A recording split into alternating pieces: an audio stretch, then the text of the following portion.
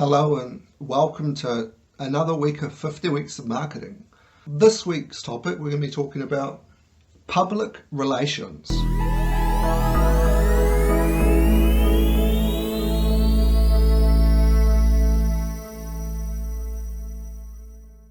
Public relations kind of sits next to a marketing strategy. And it is part of marketing, it's an aspect of marketing. It's over the years with digital marketing and the internet giving us the opportunities to put our businesses in front of people without having to pay for advertising. That's kind of blurred the lines between what's public relations and what's promotional or what's advertising. We'll get into that shortly. What is public relations? As we can see here, public relations is the management of the release and spread of publicity. And that publicity can be for a firm or it could be for an individual, for example, politicians.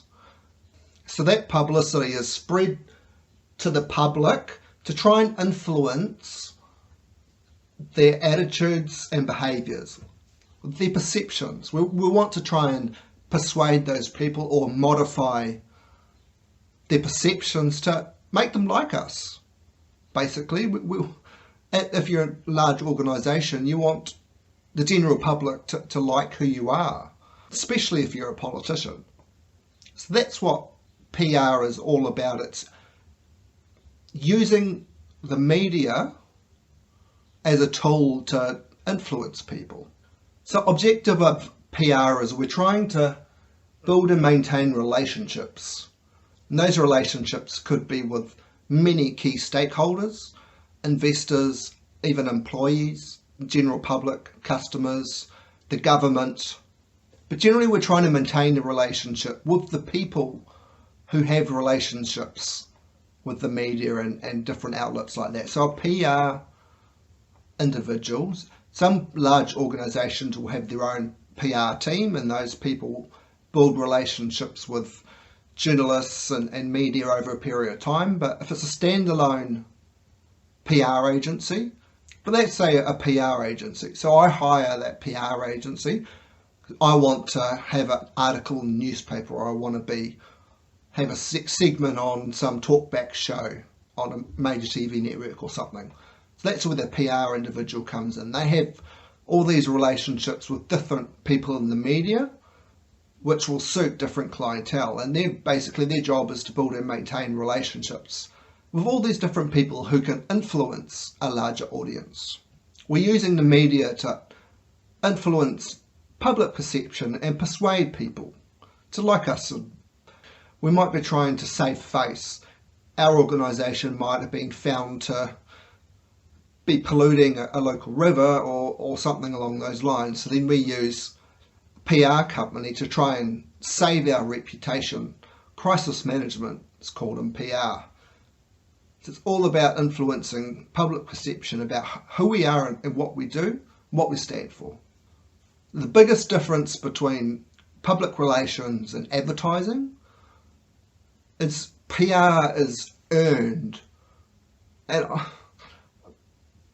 typically that's an explanation for how they're different, but people can pay PR companies to come up with media for them. So you're still paying somebody for your service. So it's not, it's not quite earned sometimes. It can be quite fake, and obviously it's just advertising some of these newspaper articles you read or little segments on TV programs. I mean, it does just seem like advertising, but historically that's kind of different. And if we think of say a newspaper, my company was in the newspaper for hosting LinkedIn Local, a networking event, blah, blah, blah. It was a success. And then in the ads next to that article, it was advertising and marketing firm. So that would be the difference between advertising and PR. The media article is public relations, whereas the advertisement is advertising or marketing. As I say, it's quite a loose term these days, calling public relations earned, but it can be. Media can come to a company because they've had an achievement, based on, their revenue's gone up, they've made money for shareholders, they might have done something really cool in the community, whatever it is, that's where that earned term comes from. And because it's coming from that third party, the newspaper reporter or whatever is talking about our business, it's not coming directly from our business. That third party makes it seem more credible and trustworthy. We'll just finish with some ways that companies can use PR techniques to gain exposures. Firstly, press releases. You might just release that on your website. You might send that email out via email to all the newspapers in the area or something like that. Press release is the first one. Second one is arranging interviews. So if I was a PR representative and someone employed me to get them some PR, I might try and get them an interview on a popular TV current affairs program in prime time. That's PR. Holding press conferences. It's not something that a small business would use so much because a lot of what they do doesn't justify, a big release with reporters and everybody there, but generally with government, or it might be a local disaster, someone's lost in the forest, or earthquake, when there was the shootings in Christchurch a couple of years ago, was that last year? You hold a press release to get information out there. That's a form of PR. The next one is speech writing. The company's CEO or senior management, something like that, might be having a speech at a charity function, awards night, something like that. We'll get our PR person to write the speech for that person so it shines the organisation, that person, in the best possible light. The next one is internal communications. That can be really powerful, getting our employees on side. If we're a large organisation, then those people will talk to their friends, family, whatever, influence public opinion, but we really want our employees to be on side with us.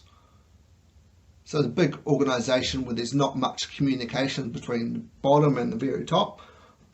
They employ a lot of public relations to keep everybody happy. Hosting or sponsoring an event is another way to use public relations.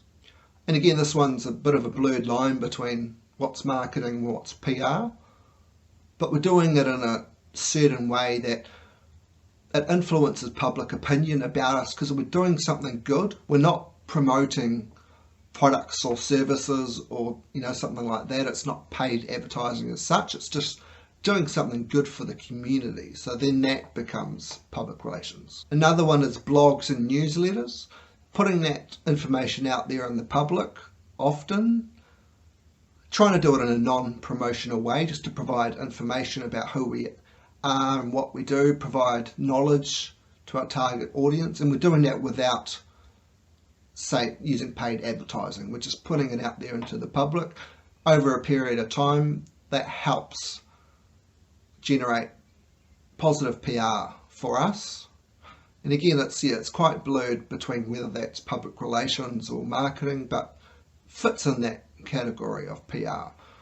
The last one is social media. I just kind of talked about that a little bit along with blogs, but we're just using the platform that's available to put information out there about our company and what we're up to. It's that certain tone which differentiates it from advertising, trying to sell a product. Really, we're just trying to sell the reputation of our business. Public relations, press releases were first started being used on social media about 15 years ago. So it's just a certain type of content, and we're using social media or blog to put positive information out there about our company and what we're doing. Might have hosted an event, lots of people came, raised all this money, blah blah blah. So then that becomes public relations focused. And that's the lot for another week of 50 weeks of marketing.